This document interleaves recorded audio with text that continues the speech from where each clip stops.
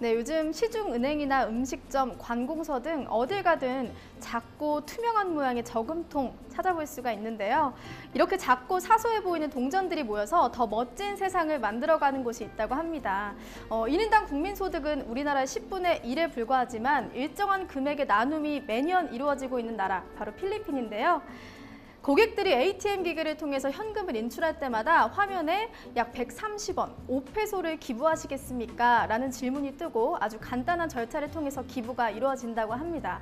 네, 그런데 특이한 점은요, 기부할 것인가 하지 않을 것인가 라는 질문을 던졌던 기존의 기부 프로그램과는 달리 기부할 것인가, 나중에 기부할 것인가 라는 질문을 던지면서 지금 기부하지 않는 사람들에게는 부담을 덜어주고 또 잠재적인 기부자로 만들어내는 그런 긍정적인 효과를 만들어내고 있다고 합니다. 오늘 청산 뉴스를 찾아주신 분은요, 세상을 더 아름답게 만드는데 노력을 하고 계신 분입니다. 임민택 대표님을 큰 박수로 모셔볼게요. 안녕하세요. 반갑습니다. 반갑습니다. 네, 대표님 오늘 어떤 강연 들려주실 건가요? 예, 미래학자들이 얘기한 21세기의 가장 유망한 직업 중에 하나가 사회공헌가입니다. 여러분 좀 생소하시죠? 그래서 이 사회공헌가가 되려면 어떤 자질을 갖고 있어야 하는지, 사회공헌이란 도대체 무엇이고 우리는 왜 해야만 하고 왜 미래학자들은 그렇게 얘기를 했어야만 했는지, 또 여러분들이 제일 궁금해하시는 그래서 수입은 얼마나 버는지 여러 가지 것들에 대해서 사회공헌에 대한 모든 것들을 말씀드리도록 하겠습니다. 저희 청산뉴스에서 사회공헌에 대한 이야기를 듣는 건 처음인 것 같아요. 네, 사회공헌가가 아직은 국내에서는 낯설긴 하고요. 검색해 보시면 제가 또 제일 많이 나옵니다. 네, 아직도 긁지 않는 로또 같은 그래 아주 유망한 직업입니다. 오늘 여러 가지 것들에 대해서 말씀드리도록 하겠습니다. 오늘 사회공헌의 전문가로서 네. 좋은 설명 부탁드리겠습니다. 네, 감사합니다. 네, 생각이 흐릅니다. 청산뉴스 임민택 대표님의 강연을 박수로 청해 보겠습니다.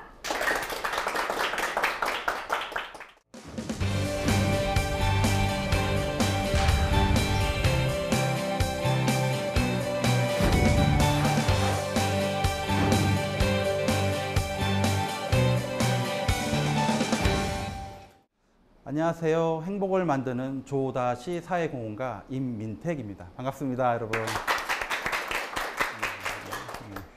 감사합니다. 이렇게 또 사회공헌가라는 굉장히 낯선 직업을 처음으로 여러분들에게 소개할 수 있어서 저는 너무 기쁘고요. 또 하나는 사회공헌가도 낯선데 또 조다시는 뭔가 또 궁금해하실 겁니다. 처음 들어보셨죠? 예, 그럴 수밖에 없는 게 제가 만들었습니다. 예, 그래서 처음 들어보신 건데 나중에 조금 유명해질 겁니다. 사회공헌가라는 직업이 어떤 직업인지, 또 사회공헌은 무엇인지, 사회공헌이 필요한 이유는 또 무엇인지, 또 사회공헌이 왜 21세기 가장 유명한 직업 중에 하나라고 미래학자들이 예견할 수밖에 없었는지, 또 여러분들이 좋아하시는 또 돈은 또 얼마나 버는지, 또 행복한지 여러 가지 것들에 대해서 말씀드릴 거고요. 2부 순서로는 사회공헌가가 되려면 어떤 자질이 필요한가를 설명하기 위해서 고민하고 그래서 만든 것이 조다시라는 겁니다. 그거는 2부 순서 때 제가 멋지게 설명해 드리도록 하겠습니다. 저는 홍보실 쪽에서 일을 많이 해왔고요. 직업도 8가지나 됩니다. 다양한 일을 통해서 사회공헌을 이루고 있고 사회공헌가라는 이름까지 얻게 됐는데요. 인터넷에 검색해 보시면 사회공헌가, 제가 제일 많이 검색됩니다. 그러니 얼마나 유망한 직업인지 아시겠죠? 미래학자들이 그렇게 유망하다는 거를 제가 지금 제일 많이 하고 있습니다. 여러분들에도 충분한 가능성이 있고 그 미래가 다가오거든요.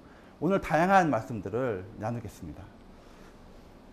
저는 홍보실 쪽에서 근무를 많이 하다 보니까 짧은 시간에 제 자랑하는 아주 스킬이 발달되어 있습니다.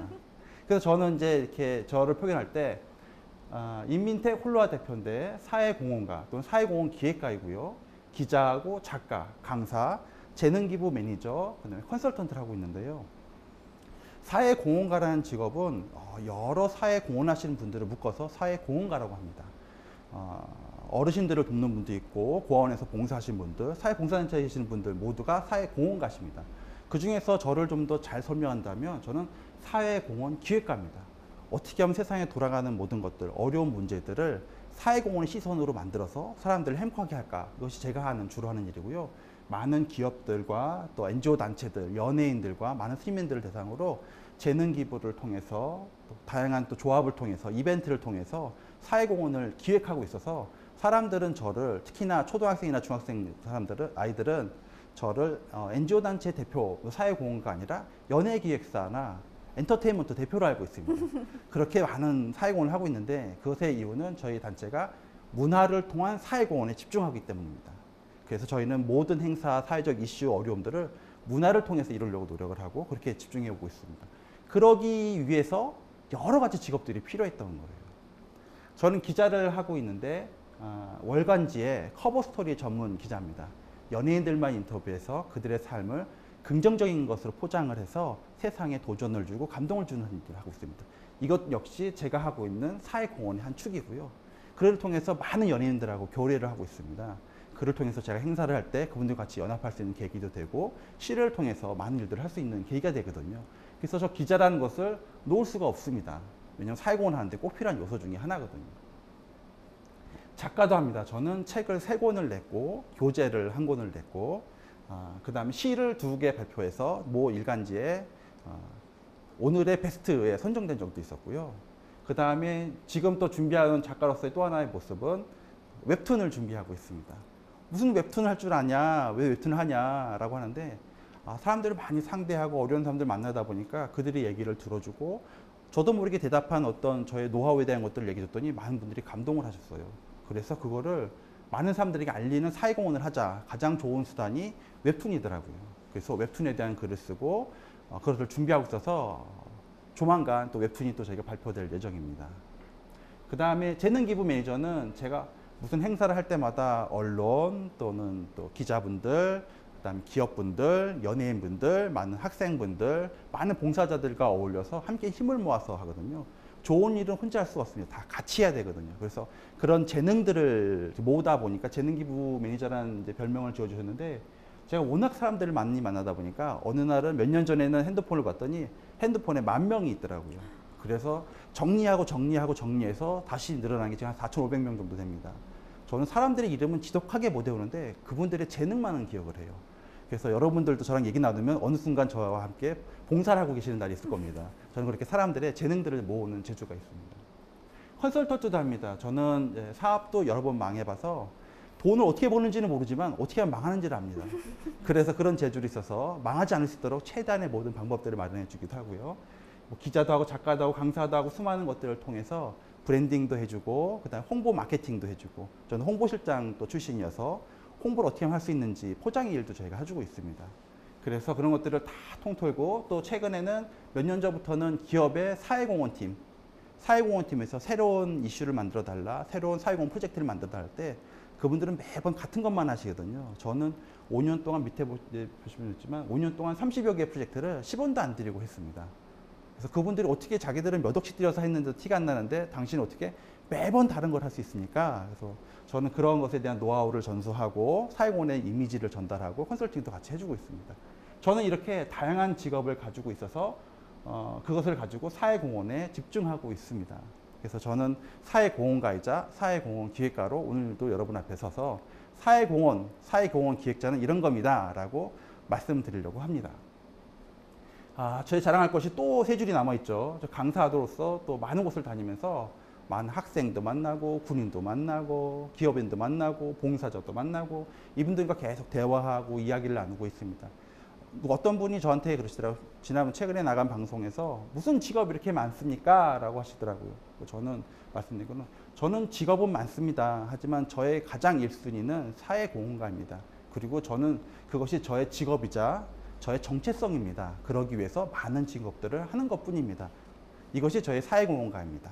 구체적인 얘기는 2부 편에서 사회공헌 기획가를 설명하면서 말씀드리도록 하겠습니다.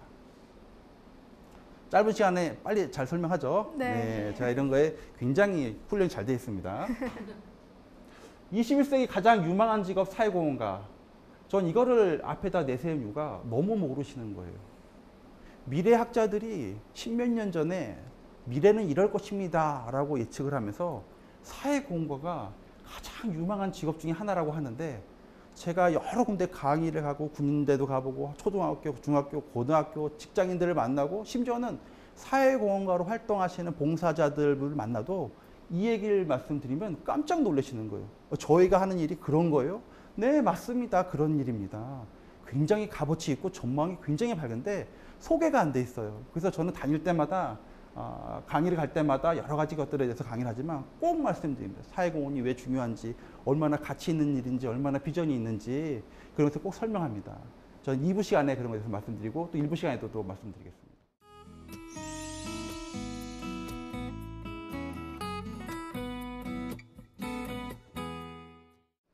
사회공헌가 왜 유망한지라는 말씀드리기 전에 먼저 사회공헌의 정의에 대해서 먼저 말씀드리고 싶어요.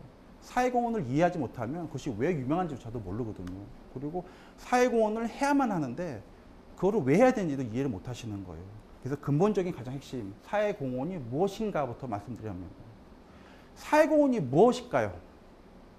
이 질문 던지면 다들 멍해지시죠? 그리고 견문짝게 한두 분이 손을 올려서 이렇게 말씀하십니다. 사회공헌이요. 사회에 공헌하는 거죠. 예, 90%가 이렇게 말씀하십니다. 맞습니다. 사회에 공헌하는 겁니다. 근데 저는 기자를 오랫동안 해서 그런지 복잡한 걸 싫어해요. 모든 것은 명료해야 되고 간단해야 됩니다.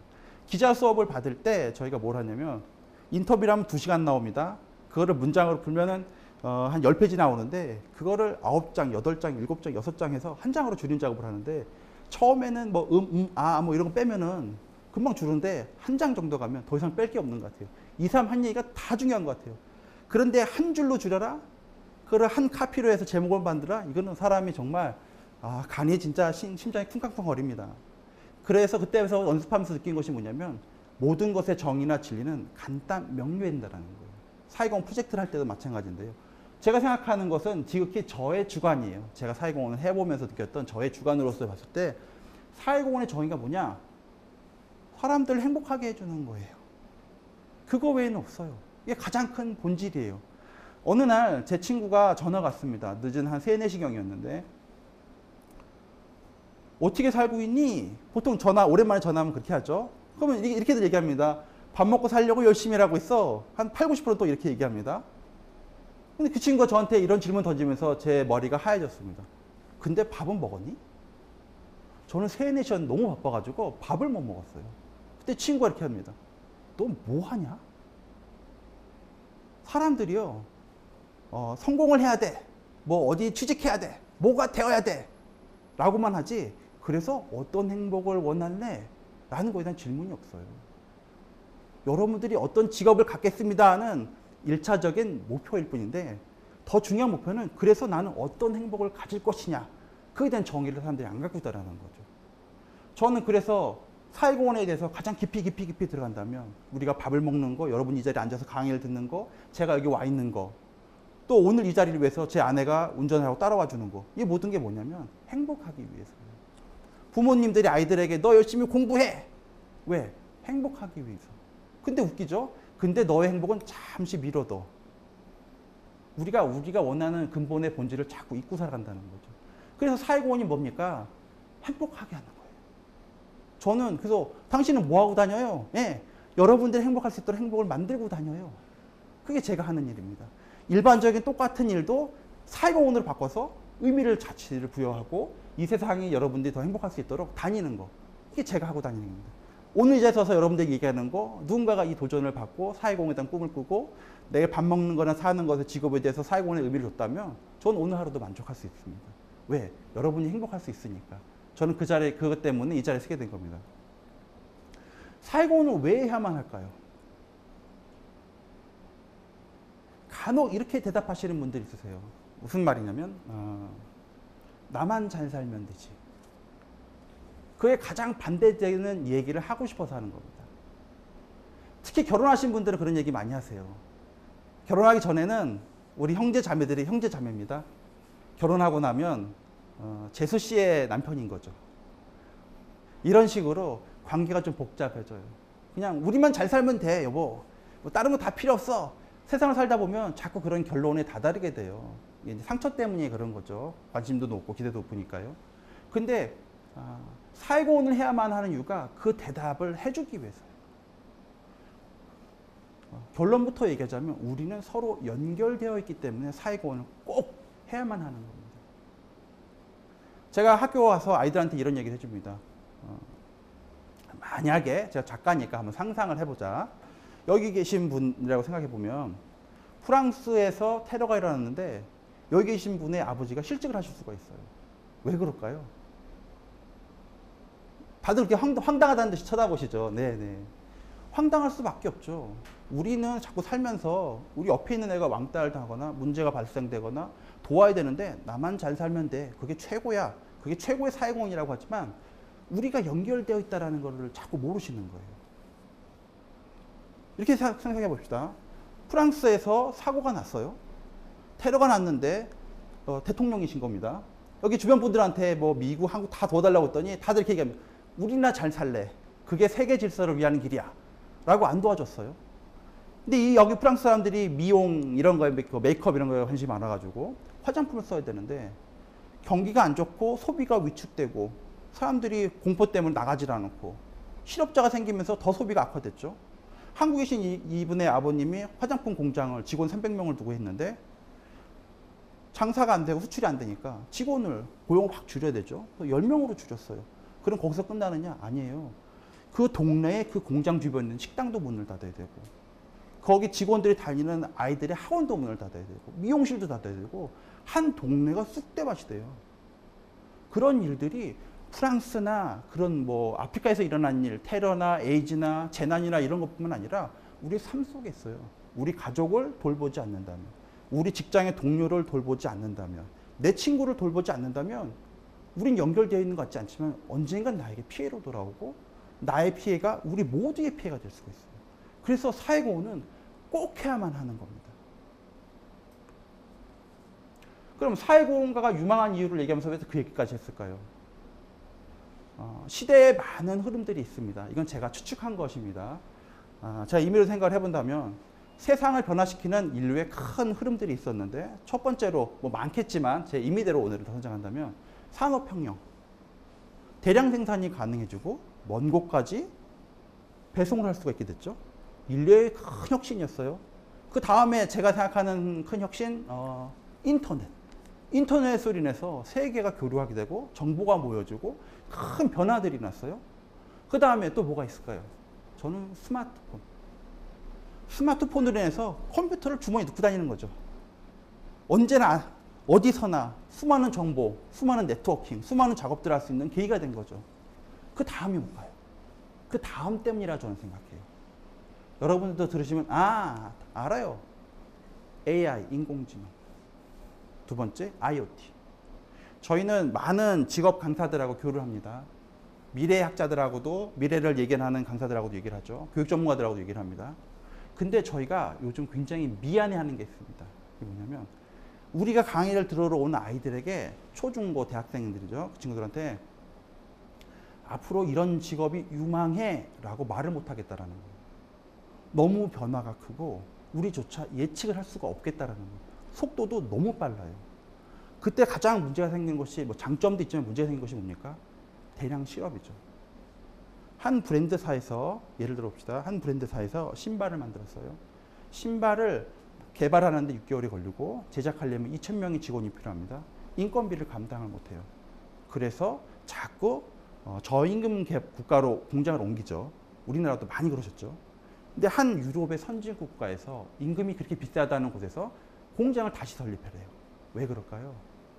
인공지능이 인간을 대체하면서 많은 사람들을 실업을 양산했지만 속도와 효율성을 높여버리기 때문이에요. 그래서 2,000명이 만드는 것을 공장을 관리하는 5명만 있으면 된다고 하고요. 옛날에 신발을 디자인하고 했던 거를 이제 인터넷에 들어가서 내가 원하는 색상, 원하는 색상의 끈, 바닥의 재질, 디자인을 다 선택을 하면 일주일 만에 신발이 만들어진대요. 여러분이 알고 있는 프린터 있죠. 3D 프린터. 그게 깔창을 만들고 이렇게 한다고 합니다. 그러니 세상이 얼마나 바뀌겠어요.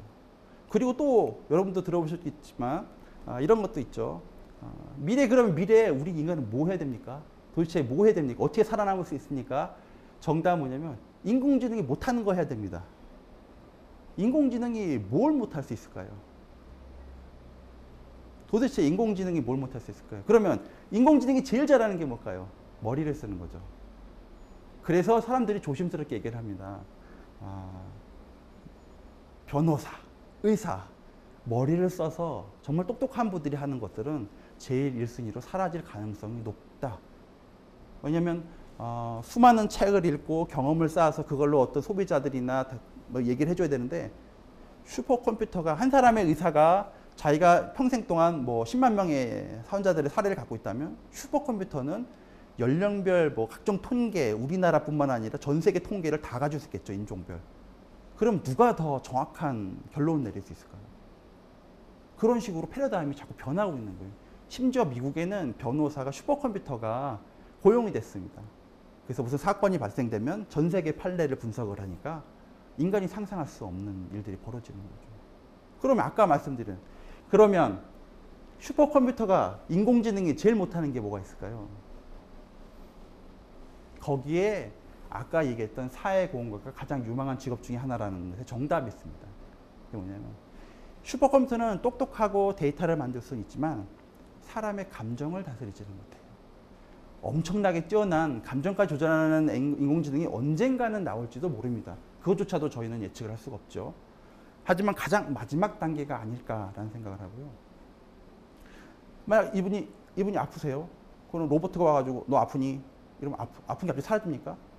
하지만 아프다고 할 때 저기 어렸을 때부터 친했던 친구가 비행기 타고 날라와가지고 아프니? 뭐 눈물이 나죠. 인간밖에 할 수가 없어요. 어떤 사람의 얘기를 들어주고 이 사람이 문제가 있으면 이 사람에 대해서 소통하고 얘기하고 그걸 찾아가지고 많은 사람들과 얘기 나눠서 연대하고 감동을 모아서 도와주는 거와 슈퍼컴퓨터가 그런 것들을 막 이렇게 해가지고 이렇게 막 탁 할 수 있을까요? 못합니다. 그래서 인간의 감정을 다스리는 가장 핵심에 있는 사람들이 바로 사회공헌가들이에요. 그것이 청소년 상담가가 됐던 복지사가 됐던 가장 유망한 직업이 될 수밖에 없는 거고요. 또 하나의 이유는 인구 고령화입니다. 점점 인구가 고령화되고 그분들을 케어할 로봇도 필요하겠지만 사람이 필요해요. 따뜻한 말 한마디에 건네주고 방문해서 얼굴 쳐다봐주는. 그래서 사회공헌가라는 직업은 굉장히 유망할 수밖에 없습니다. 그래서 미래학자들이 그렇게 얘기할 수밖에 없다라고 저는 생각을 하고요. 얼마나 많이 버나요? 사회공헌가가 굉장히 분야가 다양합니다. 그 중에서도 뭐 아까도 뭐 말씀하시면서 모금에 대해서 이렇게 말씀하셨길래 말씀드리자면 미국에서는 모금 전문가 초봉이 보통 한 7, 8만 불 정도 한다고 그럽니다. 그러니까 우리나라 돈 한 8천, 9천만 원 정도 되죠, 연봉이. 그러니까 그 모금 전문가만 그런데 자격증을 따면 2, 3억 정도의 수익을 올린다고 하더라고요. 우리나라에는 아직 인식이 없습니다. 그거에 대한 공감대가 많이 형성이 안 돼 있고 아까도 말씀드렸지만 검색하면 제가 많이 나온다니까요. 다음 기회는 여러분들이 좀 가지고 가셨으면 좋겠어요. 굉장히 유망한 직업이고요. 그리고 사회공헌, 각 기업에서 사회공헌팀이 굉장히 활성하게 움직이고 있습니다. 왜냐하면 사회공헌이 1타, 3피, 4피라고 얘기할 정도로 굉장히 좋은 효과, 기업에게는 굉장히 좋은 수단이거든요. 그래서 심지어는 뭐라고 하냐면 홍보의 꽃은 사회공헌가다라고 말할 정도예요. 그래서 점점 사회공헌가 마인드, 기획력을 갖고 있는 사람들이 굉장히 필요하다고 있습니다. 그래서 전망이 점점 밝아지고 있는데 그거는 2부 때 좀 더 자세히 설명을 드리고요.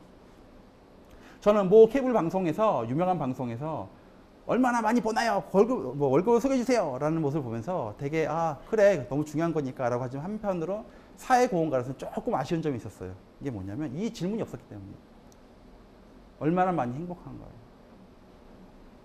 본지 아까도 말씀드렸지 돈을 버는 것도 중요한데 벌어서 행복하냐가 더 중요한 거죠. 벌었는데 불행한 사람들 굉장히 많거든요.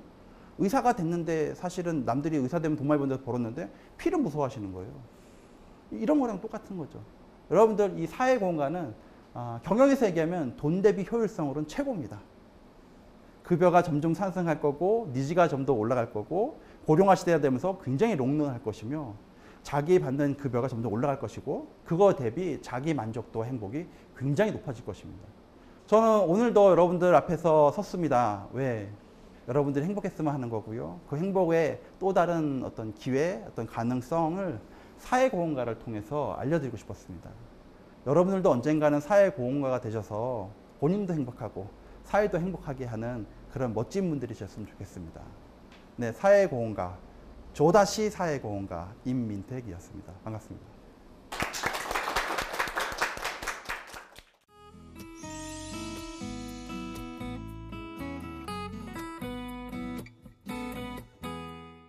오늘 이 시간을 통해서 사회공헌가라는 직업이요. 정말 세상을 따뜻하게 만드는 데 앞장서는 직업이다라는 점을 느낄 수 있었던 시간이었던 것 같습니다. 제가 궁금한 점이요. 사실 행사 기획이나 뭐 책을 집필하는 많은 분들이 계시잖아요. 근데 사회공헌가 분들이 하시는 일과는 좀 어떤 의미에서 차이점이 있는 건지 궁금하더라고요. 네, 사회공헌가라는 새로운 시선으로 세상을 바라보는 그것이 굉장히 중요하고 좀 남다르다고 볼 수 있고요. 같은 일을 하던, 같은 무엇인가를 노력을 하던 사회공헌가의 마인드로, 사회공헌가의 시선으로 노력하는 것에서 어떤 중간 과정이나 결과물, 또 시도조차도 시작조차도 좀 다른 부분이 있습니다. 그러면 이제 많은 분들한테 혹시 엔터테인먼트 대표 아니냐 이런 말씀을 들으신다고 하셨어요. 네네네네. 다른 엔터테인먼트에서 하는 활동과 네. 선생님이 하실 때 어떤 차이점을 주신다면 선생님께서 남다른 어떤 무언가 있으시다면 어떤 게 좀 있을까요? 아, 네.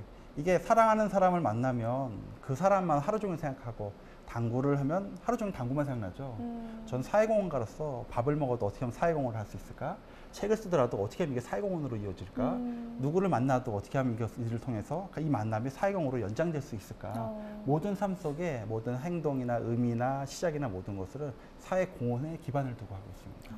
그것이 그냥 좋은 일을 하는 거기에 저는 사회공헌에 더 마인드를 깊이 집어넣어서 사람들 더 행복하게 하는 걸로 자꾸 바꾸는 노력을 하는 겁니다. 아니 굉장히 많은 노력을 하고 계신 것 같은데 되게 행복해 보이세요. 네, 제가 어쨌든 누군가를 돕는 일도 굉장히 중요한데 그 누군가를 돕는 것으로 인해서 내가 행복해지는 것은 어떻게 표현할 수가 없는 것 같아요. 정말 오늘 강연 들으셨던 분들 중에서도요, 이 사회공헌가의 꿈을 또 키우는 그런 분들이 또 한번 생겨나지 않을까 그런 생각이 드는 시간이었습니다. 2부에서도 대표님의 강연은 계속해서 이어지니까요, 계속 함께 해주시기 바랍니다. 고맙습니다. 네, 감사합니다.